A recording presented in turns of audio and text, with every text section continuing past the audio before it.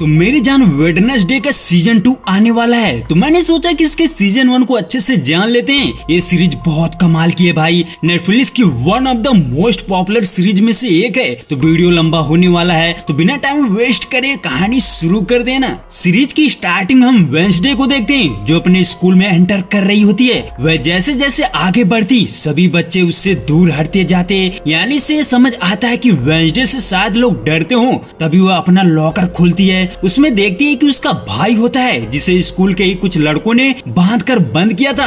अब वेडनेसडे गुस्सा हो जाती है। तभी हम देखते हैं कि उसको कुछ विजन दिखाई देते हैं, जिसमें वह उन लड़कों को देखती है जो उसके भाई को लॉकर में बंद किए थे। तो वेडनेसडे उनको ढूंढते हुए स्विमिंग पूल तक पहुंचती है, जहां हम देखते हैं कि वो सारे बच्चे नहा रहे होते हैं। वह वेडनेसडे का मजाक उड़ाने लगते हैं। तभी वह स्विमिंग पूल में पिराना मछलियां डाल देती है, जो उन लड़कों को काटने लगती है। ये देखकर वह बहुत खुश होती है। वेडनेसडे की इस हरकत से उसको इस स्कूल से निकाल दिया जाता है, क्योंकि इस हरकत की वजह से 2 लोगों की जान चली गई थी। तो हमें पता चलता है कि वेडनेसडे का दिमाग थोड़ा अजीब टाइप का है। वह किसी को पसंद नहीं करती, ना ही किसी से बोलना चाहती थी, यानी वह थोड़ा दिमाग से सटकेली थी। इसके बाद हम उसके माता पिता को देखते हैं, जो उसको दूसरे स्कूल ले जा रहे थे, जिसका नाम था नेवरमोर। दरअसल इस स्कूल में उसके माता पिता पढ़ते थे, इसीलिए वेडनेसडे वहाँ नहीं जाना चाहती थी। यहीं पर यह भी पता चलता है कि वह अपने माता पिता को बिल्कुल पसंद नहीं करती थी। उसकी इस हरकत से वह भी परेशान थे। तो वेडनेसडे कहते हैं कि अगर मुझे उस स्कूल में ले गए तो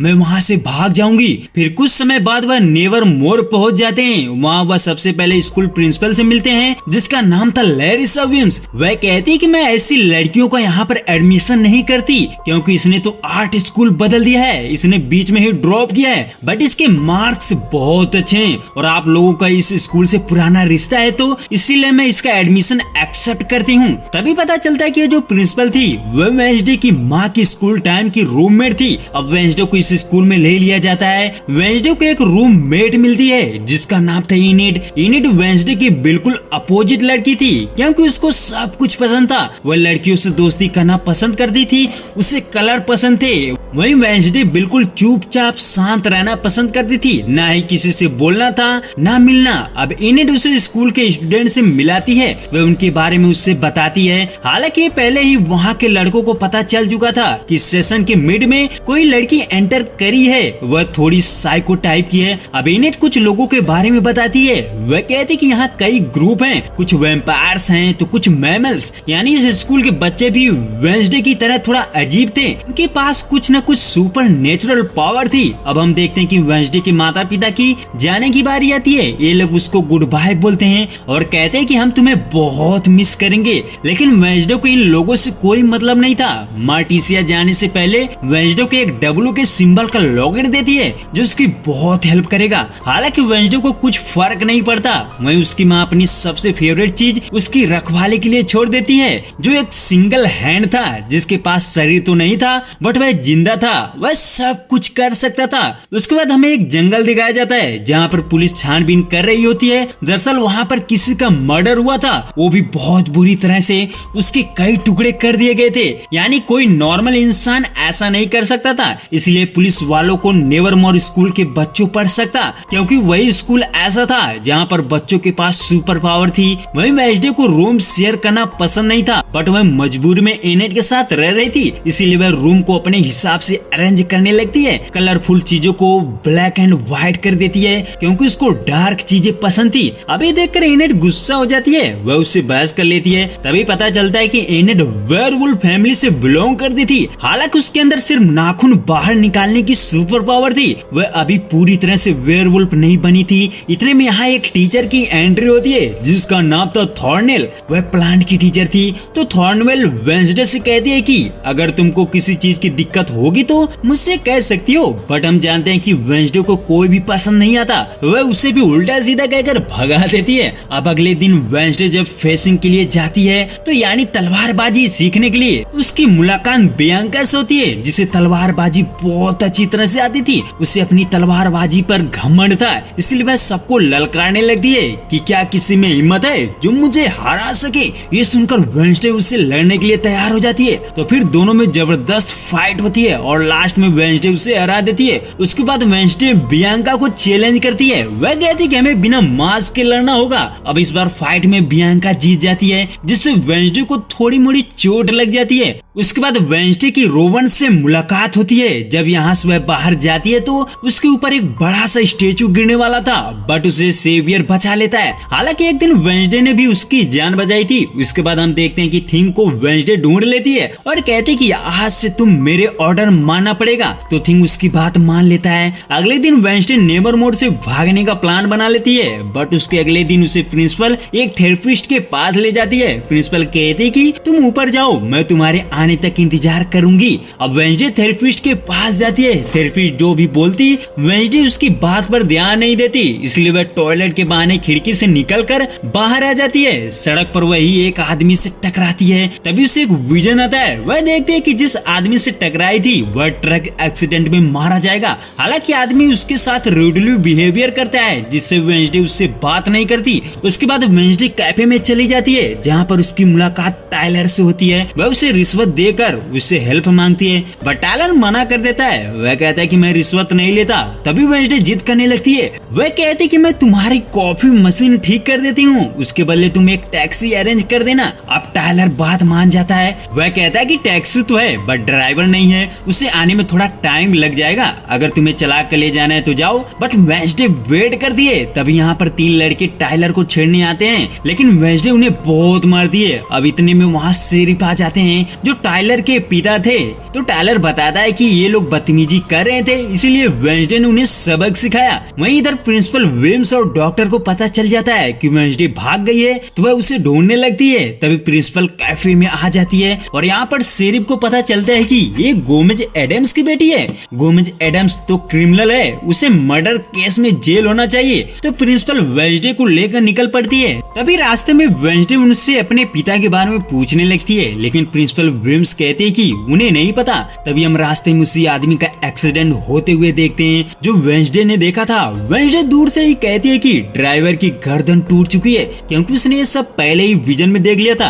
अब प्रिंसिपल को समझ आ चुका था कि वेंसडे को फ्यूचर में होने वाली घटनाओं के विजन आते हैं। इसके बाद वह नेवरमोर जाते हैं। वहाँ पर रोवन को देखते हैं। रोवन चोरी छुपे एक सीक्रेट लाइब्रेरी में जाता है। वहाँ वह एक किताब देखता है, उसमें एक पेज निकालता है जिसमें वेंसडे किसी आदमी से लड़ रही होती है। उधर वेंसडे वायलिन बजा रही होती है। तभी कमरे में एनेट आती है। अब वेंसडे उससे पूछती है कि तुम अभी तक वेयरवुल्फ क्यों नहीं बन पाई। तो एनेट कहते हैं कि मैं अभी तक वेयरवुल्फ बनना नहीं सीख पाई हूँ, जिसकी वजह से एनेट बहुत दुखी थी। उसके बाद वेंसडे टायलर से लैपटॉप से कांटेक्ट करती है। वह उसे कहती है कि एक फेस्टिवल होने वाला है जिसमें नेवरमोर के सभी स्टूडेंट्स जाएंगे, जहाँ से वह भागने का प्लान बनाती है। अब टायलर भी उसकी मदद करने के लिए तैयार हो जाता है। अब फेस्टिवल के दिन ये दोनों छुपते छुपाते भागने की कोशिश करते हैं, बट तभी उससे रोवन के विजन आने लगते हैं। वह देखते हैं कि रोवन भी मरने वाला है, यानी उसके साथ कुछ तो बुरा होगा, जिससे वेंसडे रोवन को बचाने के लिए उसके पीछे आती है और उसे यहाँ से जाने को बोलती है। तभी एक बहुत ही तगड़ा वाला सस्पेंस खुलता है। हमें पता चलता है कि रोवन ने वेंसडे को मारने के लिए एक बहुत बड़ा प्लान बनाया था।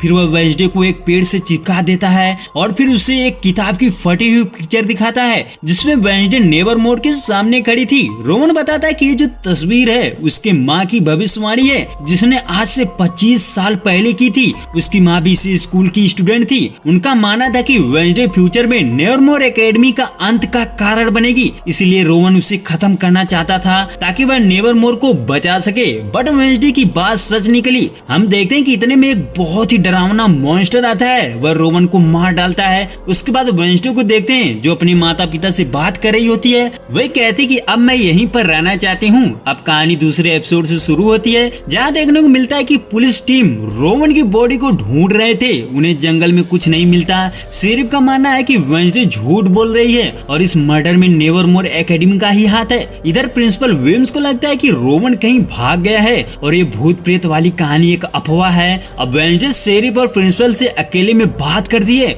वह कहती है कि कोई रोवन की मौत को छुपाने की कोशिश कर रहा है, लेकिन तभी अचानक से ऑफिस में रोवन आ जाता है, जिसे देख वेंसडे एकदम शॉक हो जाती है। अब सभी लोग वेंसडे को झूठा मानने लगते हैं। वहीं थेरेपिस्ट भी उससे पूछती है कि तुमने रोवन की मौत के बारे में झूठ क्यों बोला, लेकिन वेंसडे उसकी बात का जवाब नहीं देती, क्योंकि उसकी बात का कोई विश्वास ही नहीं कर रहा था, इसलिए वह चुप ही रहती है। बट उसे विश्वास था कि रोवन मर चुका है। उधर टाइलर भी वेंसडे को कहता है कि तुम उसे भूल जाओ, बट वेंसडे नहीं मानती। इतने में टाइलर को मैसेज आता है, वह वहाँ से चला जाता है। अब वेंसडे एनेट से कहते कि चाहे जो भी हो जाए मैं सच्चाई का पता लगाऊंगी। एनेट उसे स्कूल कंपटीशन के बारे में बताती है जो कुछ दिनों में होने वाला था। वह बोलती है कि ये कंपटीशन हर बार बियांका की टीम जीत जाती है। अब वेंसडे उसकी बात पर ध्यान नहीं देती, उसे तो रोवन के बारे में जाना था। तभी एनेट उसे बताती है कि जेवियर रोवन का रूममेट है, वह उसके बारे में जानता होगा। अब वेंसडे रोवन से मिलने के लिए प्रिंसिपल से परमिशन लेने जाती है,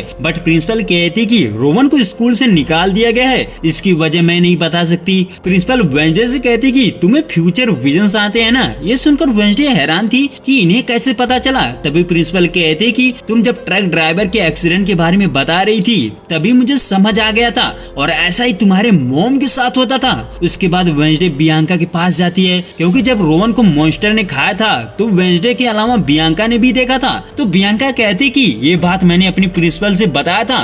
वेंसडे थिंग को बोलती है कि तुम्हें चुपके से रोवन पर नजर रखनी होगी जब तक वह यहाँ से चला नहीं जाता। अब वेंसडे जेवियर से आर्चरी क्लब में मिलती है। वह कहता है कि रोवन बहुत अजीब है, मैंने उसे फेस्टिवल के बाद से नहीं देखा। तभी वह कहता है कि मैंने तुम्हें टाइलर के साथ देखा था, वह सही लड़का नहीं है। ये सुनकर वेंसडे हैरान थी कि आखिर इससे उसके क्या प्रॉब्लम है। अब वेंसडे निशाना लगाती है और सटीक बीचों बीच मारती है। ये देखकर जेवियर हिल जाता है। उसके बाद वेंसडे प्रिंसिपल के अनुसार एक एक्टिविटी में पार्टिसिपेट करने के लिए तैयार हो जाती है जो मधुमक्खी से रिलेटेड था। तो वहाँ उसकी मुलाकात यूजिन नाम के एक लड़के से होती है। वह उससे कुछ बातें करती है। तभी वहाँ थिंग आ जाता है, वह रोवन के आने के बारे में बताता है। अब वेंसडे तुरंत यहाँ से चली जाती है और रोवन से मिलती है। वह उससे पूछती है कि तुम्हें तो मॉन्स्टर ने मार डाला था, तो तुम जिंदा कैसे हो? मैंने अपनी आंखों से देखा था। हालांकि रोवन इस बात से इनकार करता है। वह कहता है कि मुझे कुछ पता नहीं, और फिर बात काटते हुए वह वहाँ से चला जाता है। वेंसडे थिंग के जरिए उसका पीछा करवाती है। रोवन स्टेशन जाता है और टॉयलेट के अंदर एंटर करता है, जिसे थिंग उसका पीछा नहीं कर पाता क्योंकि वह भीड़ बहुत ज्यादा थी। तभी टॉयलेट से एक ओल्ड मैन बाहर निकलता है और फिर वह प्रिंसिपल में चेंज हो जाता है, जिसे पता चलता है कि प्रिंसिपल ने झूठ बोला था। वह खुद को रोवन में चेंज करके उसको स्कूल से गायब कर दी। उसके बाद जब थिंग वापस आता है तो वेंसडे उसे बहुत डांटती है। वह कहती है कि तुम्हें एक काम दिया था, वह भी ढंग से नहीं कर पाए। तभी बियांका उसे देख रही होती है। वह सोचती है कि यह अकेले में बड़बड़ा रही है, जिससे वह उसका मजाक उड़ाती है। वह कहती है हमें नहीं पता था कि तुम पेड़ पौधों से भी बात कर लेती हो। वेंसडे जेवियर के साथ बैठती है, जहाँ वह अपनी पावर दिखाकर उसे इम्प्रेस करने की कोशिश करता है। हम देखते हैं कि वह किसी भी चीज का ड्राइंग बनाकर जिंदा कर सकता था। उसके बाद क्लास स्टार्ट होती है। टीचर उनसे कार्निवल प्लांट्स के बारे में पूछती है। अब इस टॉपिक पर वेंसडे और बियांका में बहस छिड़ जाती है, यानी दोनों एक दूसरे से साबित करने की कोशिश करते हैं कि उससे ज्यादा ज्ञान है। उधर शेरिफ केस सॉल्व करने के लिए घर से कहीं जा रहा था। तभी वहाँ टाइलर आता है। वह कहता है कि मुझे पता होना चाहिए आप कहाँ जाते हैं और कौन सा केस सॉल्व कर रहे हैं। इसके बाद वेंसडे इनेट से मिलती है। इनेट उसे बताती है कि तुमने थिंग से ऐसा क्या कह दिया जिससे वह नाराज है, जाओ उसे मना लो। तभी वेंसडे कमरे में जाती है। वह उसे सॉरी बोलती है। वहीं वेंसडे उसे एक फोटो दिखाता है जिसमें वेंसडे थी। तो वेंसडे कहती है कि ये रोवन की तस्वीर है, मुझे उसके बारे में पता लगाना है कि आखिर उसे मेरे सामने मारा गया, बट वह अभी भी जिंदा कैसे है। उसके बाद वेंसडे को मधुमक्खियों के लिए जंगल जाना था, बट वह मिस्ट्री सॉल्व करना चाहती थी। तो खुद की जगह एनेट को वहाँ भेजती है और वह जंगल चली जाती है जहाँ पर मॉन्स्टर ने रोवन को मारा था। तभी हम देखते हैं कि वहीं पर शेरिफ भी मौजूद था। वह भी मर्डर मिस्ट्री सॉल्व करने आया था। वह वेंसडे को देखता है। उससे पहले टॉलर वहाँ आ जाता है और उसे छुपा देता है। वह कहता है कि मुझे अपने पिता पर शक था, इसलिए यहाँ उनके पीछे पीछे आया हूँ। वह दोनों मॉन्स्टर को ढूंढने लगते हैं। तभी उनको रोवन की ग्लासेस मिलती है। उसे छूते ही वेंसडे को विजन आने लगते हैं। उसे पता चलता है कि जो स्टेचू स्टार्टिंग उसके सर पर गिरने वाला था वह खुद से नहीं बल्कि उसे रोवन ने गिराया था, जिससे जेवियर ने उसे बचाया था। और फिर रोवन और जेवियर में फाइट भी होती है। इसके बाद उसे एक बुक भी दिखती है जिसमें से रोवन ने उसकी तस्वीर को फाड़ा था, जिसे उसकी मॉम ने 25 साल पहले बनाया था। अब यहाँ पता चलता है कि रोवन शुरू से ही उसे मारने की कोशिश कर रहा था, बट हर बार वह नाकाम रहता है। तो वेंसडे उस बुक को ढूंढने के लिए सीक्रेट लाइब्रेरी में जाती है जिसका उसे विजन आया था। वह जैसे ही लाइब्रेरी में जाती है बुक को ढूंढने लगती है, बट उसमें बुक नहीं मिलती। इतने में वहाँ थॉर्नेल आ जाती है। वेंसडे उनसे बुक के बारे में पूछती है। तभी थॉर्नेल बताती है कि ये ये बुक तो बहुत पहले ही बंद कर दी गई थी। तो थॉर्नेल पूछते हैं कि आखिर तुम्हें बुक से क्या काम है। तभी वेंसडे उसे फिर से भला बुरा कहती है। अब टीचर इमोशनल हो जाती है। वह कहती कि मैं नॉर्मल हूँ, मुझसे कोई ढंग से बात भी नहीं करता, फिर भी तुम्हें किसी चीज की जरूरत हो तो बताना। उसके बाद आगे देखते हैं कि जेवियर अपना रूम छोड़कर कहीं जा रहा था। तो वेंसडे के पास यही मौका था कि वह उसके रूम में जाकर रोवन के बारे में पता कर सके और वह बुक ढूंढ सके। तो हम देखते हैं कि वेंसडे थिंग के साथ उसके कमरे में एंटर करती है और बुक को ढूंढने लगती है। बुक तो उसे नहीं मिलती। इतने में अचानक वहाँ जेवियर और बियांका आ जाते हैं। वेंसडे उसे देखकर नीचे छिप जाती है। यहीं पर उसे उनकी रिलेशनशिप के बारे में पता चलता है और उनका ब्रेकअप कैसे हुआ था ये भी पता चलता है। दरअसल बियांका एक सायरन थी, वह जो भी कुछ बोलती जेवियर को मानना पड़ता। उसके बाद यहीं पर वह अगले कंपटीशन के बारे में भी बात करते हैं। बियांका कहती है कि मुझे हर हाल में इनिट की टीम को हराना है, मैं इस कंपटीशन को जीतने के कुछ भी कर सकती हूँ। अब इसकी सारी बातें वेंसडे सुन लेती है। जब वह अपने कमरे में जाती है तो वह देखती कि इनिट रो रही होती है क्योंकि उसकी टीम की एक मेंबर को इन्फेक्शन हो चुका था, जिससे वह कंपटीशन में पार्टिसिपेट नहीं कर सकती थी। तभी वेंसडे कहती है कि उसे इन्फेक्शन नहीं हुआ है बल्कि ये सायरन टीम की एक साजिश है। अब वेंसडे अपनी दोस्त की टीम में पार्टिसिपेट करने के लिए तैयार हो जाती है। उसे बियांका की टीम को हर हाल में हराना था। अब अगले दिन कंपटीशन था। इनिट ने अपनी टीम के लिए ब्लैक कैट की कॉस्ट्यूम बनाया था जो कि वेंसडे को भी पहनना पड़ा। तभी प्रिंसिपल बताती कि कैसे इतने सालों से ये कंपटीशन चलता आ रहा है और पिछले कई सालों से बियांका की टीम जीतती आ रही है और जो जीतेगा उसे कई सालों तो कई सारे फ्री में ऑफर्स मिलेंगे। अब वेंसडे बियांका को हराने के लिए पूरी तरह से तैयार थी। अब कंपटीशन स्टार्ट होता है। सभी बोटें एक साथ रेसिंग के लिए छूटती हैं। कुछ देर बाद पता चलता है कि बियांका चीटिंग करके जीती थी, क्योंकि हम देखते हैं कि बियांका के एक दोस्त जो मछली बनकर पानी के अंदर एक एक करके बोट को पलट देता था, जिससे वह हार जाते थे। तभी इसके बारे में वेंसडे को शक हो जाता है। वह अपनी बोट का बटन दबाती है जिससे एक जाल बाहर निकलता है और बियांका का दोस्त उसमें फंस जाता है। तो कुछ इस तरह एनिट की टीम भी आइलैंड तक पहुंच जाती है। उन्हें वहाँ फ्लैग लेना था और वापस आना था। तभी सभी लोग फ्लैग उठाते हैं, बट जब वेंसडे अपना फ्लैग उठाती है तो उसे फिर से विजन आने लगते हैं। वह देखते हैं कि उसके सामने एक लड़की खड़ी होती है जो बिल्कुल वेंसडे की तरह थी। वह उससे कहती है कि तुम इन सब चीजों की चाबी हो।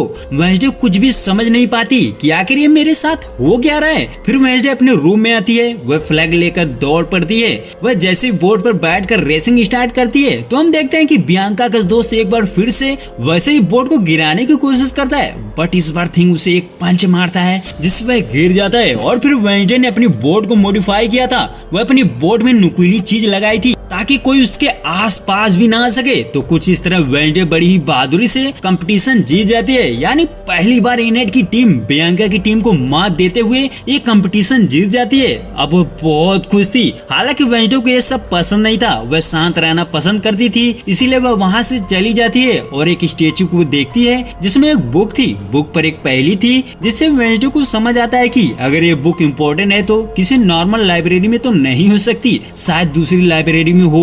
इतने में वेंसडे के पास इनिट आ जाती है। वह उसे अपने साथ ले जाती है। हम देखते हैं कि वेंसडे प्रिंसिपल विम से मिलती है जो बहुत खुश थी। वह कहते हैं कि तुम अब फ्रेंड बना रही हो और एक्टिविटी में भाग लेने लगी हो, यानी उसकी तारीफ करती है। बट वेंसडे फिर से वैसा रूडली बिहेवियर करती है। उसके बाद रात होते ही वेंसडे उस स्टेचू के पास जाती है जहाँ पर बुक के ऊपर पहेली लिखी थी। वह उसे सॉल्व करने की कोशिश करती है, बट तभी उसे एक म्यूजिक सुनाई देता है जो एडम्स फैमिली का फेवरेट म्यूजिक था।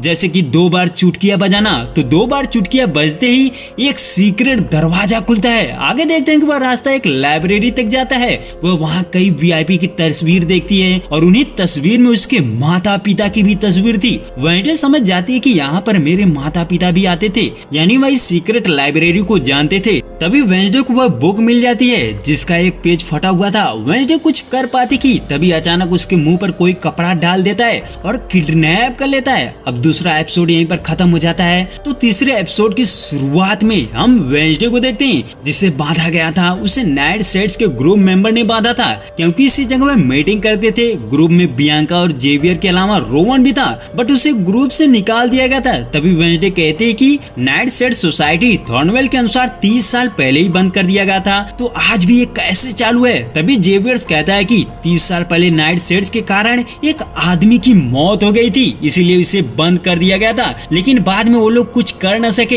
इसीलिए प्रिंसिपल विम्स ये मीटिंग सीक्रेट तरीके से चलने देती है। तभी जेवियर्स ग्रुप के मेंबर को सजेस्ट करता है कि इसका हिस्सा वेंसडे को भी बनाना चाहिए, क्योंकि इसकी माँ भी इस ग्रुप की मेंबर हुआ करती थी। बट वेंसडे उन्हें मना कर देती है और कहती है कि मैं इसके बारे में किसी को भी नहीं बताऊंगी, बट आप किसी को किडनैप कैसे करना है ये सीख लो। फिर यहाँ से चली जाती है। अब नेक्स्ट मॉर्निंग प्रिंसिपल सभी स्टूडेंट को जॉब्स देती है जो उन्हें टाउन जाकर करना था, क्योंकि इस टाउन में एक नया स्टेचू बनाया गया था जो मेयर की मौजूदगी में रिवील किया जाना था। प्रिंसिपल वेंसडे को सेरेमनी में सेलो प्ले करने को बोलती है। फिर हमें सभी स्टूडेंट टाउन में दिखाई देते हैं। तभी वेंसडे जेवियर के पास जाती है, उसे बताती है कि तुम्हारा रूममेट मर चुका है, बट जेवियर से बात नहीं मानता। वह कहता है कि अभी कल ही तो वह स्कूल से स्टेशन गया है। वेंसडे उसे एक तस्वीर दिखाती है जिसे देखकर जेवियर कहता है कि ये तो बुक रोवन की है, वह मुझे इस बुक को छूने भी नहीं देता था। जेवियर इस पिक्चर में उस आदमी को देखकर बताता है कि ये जो आदमी है इसका नाम है जेरिको क्रैक्सटन, जो इसी टाउन का फाउंडर है। उधर शेरिफ मेयर से मिलता है, वह उनसे जंगल में ही हो रहे मर्डर के बारे में पूछता है। ये चीज मेयर को भी पता थी कि ये सब मॉन्स्टर कर रहा है, बट वह शेरिफ से कहता है कि तुम्हें बस ये कहना है कि कोई जानवर कर रहा है। वह ऐसा इसलिए कहता है कि टाउन का सबसे बड़ा इनकम सोर्स नेवरमोर है, जिससे उस पर कोई उंगली ना उठाए, इसलिए वह झूठ बोलने को कहता है। वेंसडे को पता चलता है कि इनेट की जॉब पिलग्रिम में है, जहाँ जेरिको के बारे में इंफॉर्मेशन मिल सकती थी, क्योंकि जेरिको ने सबसे पहले इस टाउन में पिलग्रिम हाउस को बनाया था, इसलिए वह इनेट से जॉब एक्सचेंज करने को बोलती है। वह कहती है कि मेरी जगह तुम इस स्टोर में चली जाओ जहाँ एजेक्स भी है।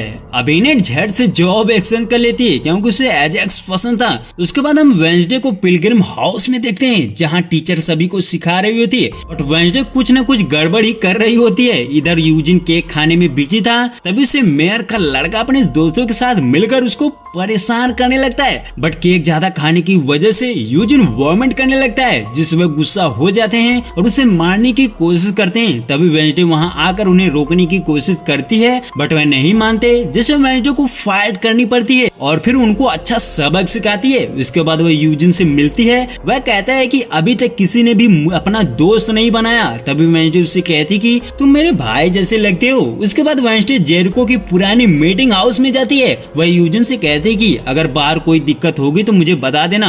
अब वेंसडे अंदर जाती है, उसे एक लड़की की तस्वीर दिखाई देती है जिसे वेंसडे ने अपने विजन में देखी थी, और फिर वह एक बुक पाती है। ये वही बुक थी जिसे वह लड़की के हाथ में देखी थी, पर उसे पता चलता है कि ये जो बुक है ये तो फेक है। इतने में वो वहाँ उसकी टीचर आ जाती है। वह कहती है कि तुम यहाँ क्या कर रही हो, तुम्हारा काम तो कुछ और है। तभी वेंसडे कहते कि तुमने तो झूठ बोला था कि यहाँ कंस्ट्रक्शन चल रहा है। अब टीचर उसे बताती कि मैं यहाँ खुद नहीं आई हूँ, मुझे नहीं पता ये मीटिंग हाउस कहाँ है। इसके बाद टीचर उसकी दूसरी जगह जॉब लगाती है, लेकिन वेंसडे को तो जेरिको के बारे में पता करना था।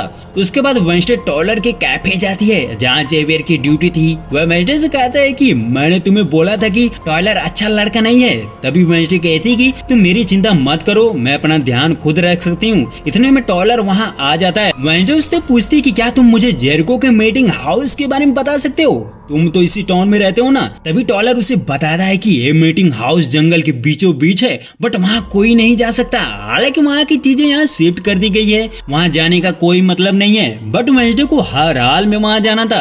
वह वहाँ चली जाती है। वह जेरिको के हाउस पहुँचती है, वहीं उसके साथ थिंग भी था। वेंसडे बहुत ढूंढती है, बट उसे कुछ भी नहीं मिलता। तभी थिंग उससे कहता है कि तुम किसी चीजों को टच करो, शायद कोई विजन आ जाए। वेंसडे वैसा ही करती है, फिर भी उसे कोई भी विजन नहीं आता। अब वेंसडे निराश होकर जाने लगती है। तब उसे एक विजन आता है जिसमें जेरिको को देखती है जो कुछ आउटकास्ट लोगों को पकड़े होता है। दरअसल उनके अंदर कुछ न कुछ सुपर पावर थी जिससे वह उन्हें मारना चाहता था, ताकि यहाँ पर सभी नॉर्मल लोग ही रहें। उसी भीड़ में वेंसडे एक लड़की को देखती है जिसे वह पहले भी देख चुकी थी। आगे देखते हैं कि जेरिको ने सभी लोगों को एक कमरे में बंद करके आग लगा दिया, बट गुडी वेडम जो छोटी लड़की थी वह खुली हुई थी। उसकी माँ कहते है कि तुम यहाँ से भाग जाओ। हालांकि वह यहाँ से जाना नहीं चाहती थी, बट वह वहाँ से भाग जाती है। तभी बाहर उसकी मुलाकात वेंसडे से होती है। वह शॉक हो जाती है, बट फिर शौक जाती है, बट फिर से प्रेजेंट टाइम में आ जाती है। वह वहाँ उसी मॉन्स्टर को देखती है जिसने कई लोगों को मार डाला था।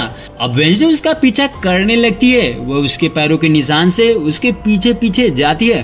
पटाखे फुल फ्रीड छोटे होते जाते हैं, बिल्कुल इंसान के जैसे। तो वेंसडे को समझ आता है कि ये जो मॉन्स्टर है इंसानों में भी बदल सकता है। तभी वहाँ पर जेवियर आ जाता है। वेंसडे उसे देखकर थोड़ा हैरान हो जाती है कि आखिर ये यहाँ कैसे। तभी जेवियर उसे बताता है कि मैंने तुम्हारी बात सुन ली थी जब तुम टॉयलर के साथ बात कर रही थी, इसलिए मैं तुम्हें देखने आया था कि तुम सेफ हो कि नहीं। वेंसडे उसे जेरिको की सारी सच्चाई बताती है। वह कहती कि उसने बहुत सारे लोगों को जलाकर मार डाला, वह अच्छा इंसान नहीं है। तो इस पर जेवियर कहता है कि तुमने जो विजन देखा है ये जरूरी नहीं कि वह सही हो, वह गलत भी हो सकता है। यानी जेवियर उसकी बात पर विश्वास नहीं करता। जेवियर कहता है कि आज टाउन में जो स्टेचू रिवील किया जाना था वह जेरिको का ही था, क्योंकि उस टाउन का फाउंडर है और उसे एक अच्छा इंसान मानते हैं, और तुम कह रही हो कि वह ठीक नहीं है, ऐसा कैसे हो सकता है। उसके बाद फिर हमें टाउन का सीन दिखाया जाता है। फाइनली वो समय आ चुका था जब जेरिको की स्टेचू को रिवील करना था, बट वेंसडे एक बहुत बड़ा प्लान बना कर रखी थी। दरअसल वह जेरिको की स्टेचू को बर्बाद करना चाहती थी, इसीलिए वह थिंक से मिलकर उसे ऐसा करने को बोलती है। हम देखते हैं कि वेंसडे सेरेमनी में सेलो बजा रही थी, उधर थिंक पटाखे के जरिए स्टेचू में आग लगा डालता है, जिससे सभी लोग भागने लगते हैं, बट वेंसडे वहीं पर थी तो स्टेचू पूरी तरह से जल जाता है। हालांकि प्रिंसिपल को ये बात पता चल जाती है कि ये काम वेंसडे के अलावा कोई नहीं कर सकता, तो वह उसको बहुत डांटती है, बट वेंसडे कहती है कि उसने ये काम नहीं किया है। लेकिन प्रिंसिपल बार बार उसी पर इल्जाम लगाती है। वेंसडे कहती है कि आउटकास्ट वालों को जलाने वाले के साथ ऐसा ही होना चाहिए। तभी प्रिंसिपल कहती कि वो चीजें पुरानी हो चुकी हैं, हमें उसके बारे में नहीं सोचना चाहिए, तुमने सब कुछ बर्बाद कर दिया है, अब मेयर को मैं क्या जवाब दूंगी, अब से सिर्फ मैं तेरे पर ही ध्यान दूंगी, मैं अपने स्कूल को बर्बाद होने नहीं दूंगी। इसके बाद हम देखते हैं कि एक बूढ़ा आदमी जंगल के पुराने घर में कैमरे के साथ कुछ कर रहा था। तभी वहाँ वही बड़ा सा मॉन्स्टर आ जाता है जो उसे मार डालता है, बट इस बार उसका चेहरा रिकॉर्ड हो जाता है क्योंकि कैमरे में रिकॉर्डिंग ऑन थी। वहीं हम इनेट को देखते हैं जो कि एजेक्स के साथ पर डेट पर थी। वहीं एजेक्स बाथरूम में नहा रहा था। उसकी एक खासियत थी कि उसके सर पर सांप रहते थे और उस समय किसी को देख ले तो वो आदमी पत्थर में बदल जाता था। तो एजेक्स नहा रहा था तो उसने ग्लास को अपनी टॉवल से ढका था, बट जैसे नहाकर निकलने की कोशिश करता है तो उसका टॉवल नीचे गिर जाता है, जिससे वह कांच में खुद का चेहरा देख लेता है और पत्थर बन जाता है। इधर शेरिफ को उस बूढ़े आदमी की डेड बॉडी मिलती है और उसके पास से ही वह कैमरा मिलता है जिसमें मॉन्स्टर की पिक्चर थी। शेरिफ इस पिक्चर को साफ करता है और फाइनली वह उस मॉन्स्टर को देख पाता है। उधर वेंसडे भी हैरान थी कि उस दिन मॉन्स्टर ने उसकी जान क्यों बचाई थी और उसका उससे क्या कनेक्शन है, आखिर वह उस बूढ़े आदमी को क्यों मारा। तो इन सब सवालों के जवाब के लिए वेंसडे ऑटोप्सी हाउस जाती है। उसे पता था कि उसकी बॉडी यहीं पर रखी गई है। वहाँ जाते ही थिंक कैमरे पर च्युइंगम चिपका देता है और फिर वेंसडे बॉडी को ढूंढ लेती है। वह देखते कि बॉडी का एक पैर कटा था। तभी किसी के आने की आवाज सुनाई देती है। इतने में थिंक सारे ऑटोप्सी रिपोर्ट और पिक्चर ले लिया था, तो जल्दबाजी में वेंसडे भाग नहीं पाती और वहीं पर लेट जाती है। इधर डॉक्टर शेरिफ से बताता है कि अब तक जितने भी लोग हैं सभी को एक ही पैटर्न से मारा गया है और हर एक बॉडी से कोई न कोई पार्ट जरूर गायब हुआ है, फिर चाहे उंगली या अंगूठा। अब शेरिफ को समझ आ चुका था कि ये कोई मॉन्स्टर ही है, बट उसे पता करना था कि आखिर ये है कौन और लोगों को इस तरह मार क्यों रहा है। उसके बाद डॉक्टर जैसे ही अंदर आता है तो वह देखता है कि बॉक्स थोड़ा खुला हुआ था। उसे थोड़ा डाउट होता है। अब वेंसडे वहाँ पर फंस चुकी थी, बट थिंग उसे जैसे तैसे वहाँ से निकाल लेता है। अब वेंसडे के पास बहुत सारे क्लू थे। वह हर चीज के बारे में पता करना चाहती थी कि ये मॉन्स्टर है कौन। तो जैसा कि वेंसडे अपने रूम को एक क्राइम प्लेस जैसा बना चुकी थी, इसलिए इनेट उसे साफ सुथरा रखने को बोलती है। तभी वेंसडे उससे उस मॉन्स्टर की सारी सच्चाई बताती है, जिससे वह सुनकर बेहोश हो जाती है। उसके बाद नेक्स्ट मॉर्निंग मिस थॉर्नेल की क्लास थी। वहाँ पता चलता है कि हर साल स्कूल में कपल डांस होता है, जिससे लोग अपने कपल के साथ डांस करते थे। तो तभी वेंसडे की नजर जेवियर की गर्दन पर पड़ती है। वह देखते कि उसकी गर्दन पर निशान थे। उसे कुछ डाउट होता है। अब वह पता करना चाहती थी कि आखिर जेवियर कहाँ रहता है, इसलिए वह थिंग को भेजती है जो उसके कॉटेज पर पता लगा लेता है। जेवियर जैसे ही अपने कॉटेज से बाहर निकलता है तो वैसे ही वेंसडे उसके घर में एंटर करती है और वहाँ पर जो देखने को मिलता है ना, उसकी आंखें फटी की फटी रह जाती है। वह देखती कि उसके घर में उस मॉन्स्टर की बहुत सारी तस्वीरें थी। वह हैरान थी कि आखिर ये मॉन्स्टर कहीं जेवियर तो नहीं। तो वह जल्दी से कुछ पिक्चर्स निकाल लेती है और जैसे बाहर आती है तो उसे जेवियर देख लेता है, बट ये नहीं जान पाता कि वह अंदर गई थी। अब जेवियर जैसे ही उससे पूछता है कि तुम यहाँ क्यों आई थी, थी। तो वेंसडे भी पूछती है कि तुम यहाँ पर क्या करते हो। तो वह कहता है कि ये मेरी पेंटिंग रूम है, यहाँ पर मैं पेंटिंग करता हूँ। तभी वेंसडे कहती है कि मुझे तुम्हारा पेंटिंग रूम देखना है। तो जेवियर कहता है नहीं, मैं तुम्हें नहीं दिखा सकता। वेंसडे कहती है कि कपल डांस में तुम किसके साथ जाना चाहते हो। तो जेवियर कहता है क्या तुम मेरे साथ चलोगी। तो वेंसडे तैयार हो जाती है। उसके बाद एनिड और वह दोनों ड्रेस लेने के लिए एक स्टोर पर जाते हैं। वहाँ काफी रंग बिरंगे ड्रेस थे। तो वेंसडे को नहीं पसंद आ रहे थे। तभी वो एक ब्लैक ड्रेस देखती है और उसे पसंद आ जाता है। तभी वहाँ उसकी थेरेपिस्ट आ जाती है और उसकी वजह से वह शेरिफ के पास जाती है, जो उसकी तरह ही उस मॉन्स्टर के बारे में जानना चाहते थे। तो वेंसडे उन्हें कुछ तस्वीरें दिखाती है, बट शेरिफ कहता है कि हमें और सबूत चाहिए, इतने से नहीं होगा। उसके बाद वेंसडे टायलर से मिलती है, जो उसे पार्टी में डांस के लिए कहता है, बट वह मना कर देती है क्योंकि वह तो जेवियर को हाँ बोल दी थी। दरअसल वह सोचती थी कि उसे उस पर शक ना हो, इसलिए वह जेवियर के साथ जाना चाहती थी। इस चीज से टायलर को बहुत बुरा फील होता है। आगे देखते हैं कि वेंसडे सारी तस्वीर अपने रूम से निकाल कर बी हाउस में ले जाती है, जहाँ पर यूजी रहता था। वह कहते हैं कि तुम्हें इन पिक्चर्स का ध्यान रखना होगा। तभी यूजिन पिक्चर में एक गुफा को देखता है। अब वह उस जगह को जाना चाहता था, जिससे दोनों उस गुफा के पास जाते हैं। वहाँ अंदर जाते ही कुछ अजीब अजीब चीजें देखने को मिलती है। तभी उन्हें मॉन्स्टर की नाखून मिलता है। ये नाखून लेकर वेंसडे जेवियर के कॉटेज जाती है, जहाँ पर वह ड्राइंग बनाता था। वह वहाँ उसके खून से सना कपड़ा पाती है। इतने में वहाँ जेवियर आ जाता है। वह बहुत गुस्सा होता है। वेंसडे उससे कहते हैं कि तुम हर बार टपक जाते हो, मुझे शक है कि तुम ही मॉन्स्टर हो। तभी जेवियर कहता है कि मुझे भी तुम्हारी तरह विजन्स आते हैं, जिसकी वजह से एक दिन मुझे विजन आया कि मैं मॉन्स्टर से लड़ रहा था और तब से मैं उसकी तस्वीर बना रहा हूँ। वेंसडे फिर भी यकीन नहीं मानती। वह कहती कि मैंने तुम्हारा नेक पर एक निशान देखा था, मैं विश्वास नहीं कर सकती और मैं तुम्हारे साथ डांस पार्टी भी नहीं जाना चाहती। मैंने डर के मारे बोला था कि। उसके बाद वेंसडे वहाँ से चली जाती है और उसका कपड़ा लेकर डीएनए चेक करने के लिए शेरिफ के पास जाती है। वह कहती है कि इसको चेक करो, देखना यही मॉन्स्टर होगा।